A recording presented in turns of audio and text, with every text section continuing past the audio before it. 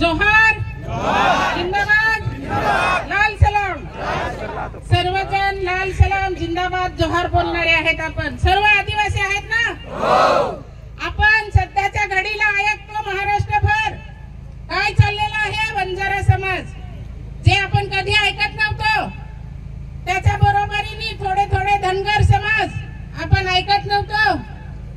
आता सध्याची परिस्थिती काय चालू आहे, जे थोडा बंजारा समाज आहे ते काय सांगतात, आम्हाला आदिवासींचं आरक्षण पाहिजे।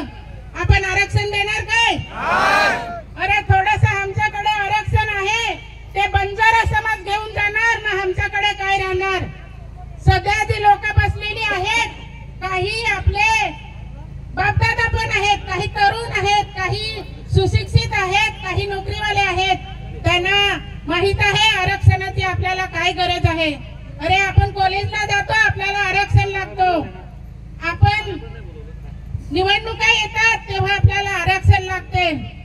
आणि हे जर आरक्षण बंजारा समाजाने हिसकावून घेण्याचा प्रयत्न केला असेल तर ते आम्ही कदापि देणार नाही।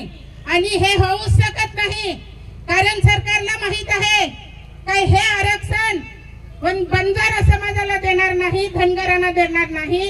जसेच्या तसंच जसं संविधानाने सांगितलं आहे हे आरक्षण आदिवासींचं आहे।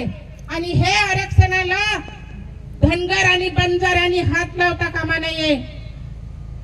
तसंच आपल्याला हे मला वाटतं असं सरकारचा डाव आहे।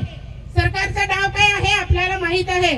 आदिवासी आणि बंजाराचं भांडण लावून द्यायचं, आदिवासी आणि धनगराचं भांडण लावून द्यायचं आणि आपला प्रश्न बाजूला करायचा।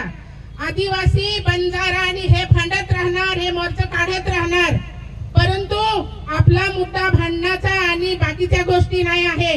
आपला मुद्दा आहे आपला पालघर जिल्ह्यामध्ये कितीतरी मोठे प्रकल्प येतात, आपल्या जमिनी जातात, आपल्या रस्त्यामध्ये जमिनी जातात, आपल्या शेती करायच्या जमिनी जातात, आपल्या गावामध्ये नीट कॉलेज नाही, शाळा नाही। आपला पालघर जिल्हा आज या जिल्ह्यासमोर आपण इथे येऊन बसलेले आहेत। कधीपासून सांगतात 200 खाटाचा दवाखाना।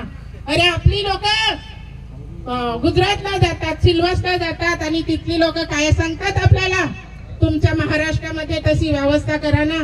हा आदिवासी जिल्हा आहे। आदिवासी जिल्हा कशासाठी केला? आदिवासींचा विकास होईल, आदिवासींसाठी लॉ कॉलेज बांधलं जाईल, आदिवासींसाठी मोठमोठे कॉलेज येणार, हॉस्पिटल येणार आणि आदिवासीला नोकरी देणार, हे सांगितलं होतं आम्हाला।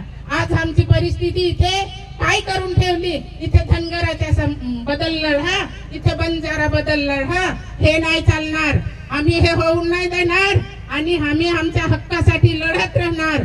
आणि जे सरकारला चौथी मुंबई करायची आहे ते आम्ही होऊन नाही देणार। आज जरी आमची इथे संख्या कमी असेल, पण पुढच्या वेळी सरकारने असंच काहीतरी करायला घेतलं तर आमचा आदिवासी समाज खरोखर रस्त्यावर उतरेल आणि रस्त्यावर उतरेल, एवढं सांगून मी माझं 2 शब्द संपत आहे।